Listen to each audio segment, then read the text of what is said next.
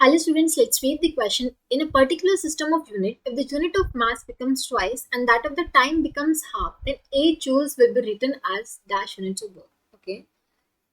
तो हमें बताना है कि 8 जूल को हम एक नए सिस्टम ऑफ यूनिट्स में लेके जा रहे हैं. ठीक है, पहले तो हम देख लेते हैं जो हमारा 8 जूल है, जो पुराना सिस्टम है, ये वाला कौन सा सिस्टम है. इसमें जो 1 यूनिट ऑफ मास है, 1 यूनिट ऑफ मास उसको हम रिप्रेजेंट किस में करते हैं, 1 kg में, because this is SI system of units. 8 joule है, राइट. तो जूल है. जूल क्या, यूनिट्स ऑफ एनर्जी या फिर यूनिट्स ऑफ वर्क बोले, ऐसा यूनिट ऑफ वर्क होता है. वर्क का फॉर्मूला क्या होता है, फोर्स इनटू में डिस्प्लेसमेंट होता है. ठीक है, फोर्स का फॉर्मूला क्या होता है, मास इनटू में एक्सीलरेशन इनटू डिस्प्लेसमेंट. अब मास की यूनिट्स हमें पता है किलोग्राम होती है, एक्सेलरेशन की यूनिट्स क्या होती है, मीटर पर सेकंड स्क्वायर, और डिस्प्लेसमेंट की मीटर ही. ठीक है, तो ये आ जाता है 1 किलोग्राम मीटर स्क्वायर पर सेकंड स्क्वायर. तो वर्क यूनिट्स ही आ जाती है. तो वर्क की ऐसा यूनिट 1 जूल है, तो 1 जूल किसके इक्वल होता है, 1 किलोग्राम मीटर स्क्वायर पर सेकंड स्क्वायर. यहाँ पे जो यूनिट ऑफ मास होती है वो 1 किलोग्राम की इक्वल होती है, 1 unit of length metre and 1 unit of time second होती है. तो इस सिस्टम ऑफ यूनिट्स में हम एक ऐसे सिस्टम ऑफ यूनिट्स में जाने हैं जहाँ पे हमारी जो यूनिट ऑफ मास है, जैसे अगर यहाँ पे यूनिट ऑफ मास 1 kg थी, वहां पे हमारी यूनिट ऑफ मास कितनी हो रही है, ट्वाइस हो रही है, मतलब 2 kg हो रही है.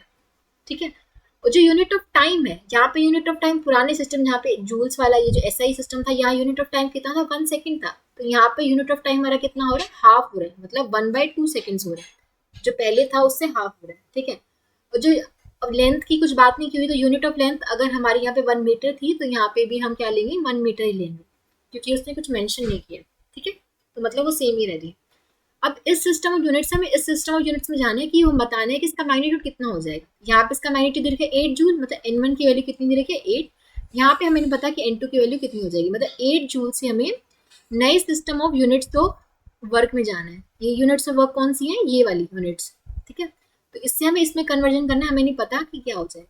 ठीक है, हमें पता है कि अगर हम नए सिस्टम ऑफ यूनिट्स में जाते हैं तो भी जो हमारा एन यू का प्रोडक्ट है वो हमेशा कांस्टेंट रहता है. एन यू मतलब क्या है, magnitude of the measurement and use a unit of measurement, जो कि ये जैसे 8 जूल है, ये इसका मैग्नीट्यूड है, ये उसका क्या है, यूनिट ऑफ मेजरमेंट. अब 8 जूल को हम नए सिस्टम ऑफ यूनिट्स में भी लेके जाएंगे तो यूनिट्स अगर चेंज हो रही है तो मैग्नीट्यूड चेंज हो जाएगा, लेकिन जो एन यू का प्रोडक्ट है वो हमेशा कांस्टेंट रहता है. तो n1 u1 equals to n2 u2, ये हमेशा रहेगा. ठीक है, अब हम पहले हमारा क्या था, अब लेकिन दोनों जगह जो डायमेंशन होंगे वो तो सेम ही रहेंगे. वर्क के डायमेंशन क्या होंगे, यहाँ पे किलोग्राम मीटर स्क्वायर पर सेकंड स्क्वायर है, तो ml2t-2, ये वर्क के डायमेंशन होंगे. किलोग्राम के लिए मास, मीटर स्क्वायर है इसके तो एल स्क्वायर, और टाइम के लिए सेकंड के लिए t-2 देंगे. ठीक है, तो दोनों साइड डायमेंशन सेम रहेंगे. n1 की वैल्यू कितनी है, 8. u1 का क्या हो जाएगा, m1 l1 square t1-2. n2 की वैल्यू हमें नहीं पता, u2 कितना हो जाएगा, m2 l2 टू t2-2. ये दोनों साइड मैंने डायमेंशन ली थी. ठीक है, अब यहाँ से n2 की वैल्यू कितनी आ जाएगी, ये पूरी टर्म में इधर ले जाऊँ तो 8 into m1 l1 square t1-2, नीचे आ जाएगा m2 l2 टू t2-2. ठीक है, यहाँ से m1 की वैल्यू पुट कर सकती हूँ. m1 की वैल्यू कितनी है, 1 kg.